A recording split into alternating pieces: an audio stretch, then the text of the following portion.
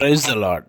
ఈరోజు దేవునికి వాగ్దానం, నీ మీద దృష్టి ఉంచి నీకు ఆలోచన చెప్పేదను. 32వ కీర్తన 8వ చరణం. ప్రియులరా, మనం ఆరాధిస్తున్న దేవాతి దేవుడు మనకి చక్కని ఆలోచన అనుగ్రహించే దేవుడై ఉన్నారు. ఎందుకనగా ఆయన ఆలోచనకర్త, ఆశ్చర్యకరుడు అని దేవుని లేఖనం సెలవిస్తుంది. దేవుడు మనకి చక్కని ఆలోచన అనుగ్రహించడానికి ఆయన ఇష్టపడుతున్నాడు.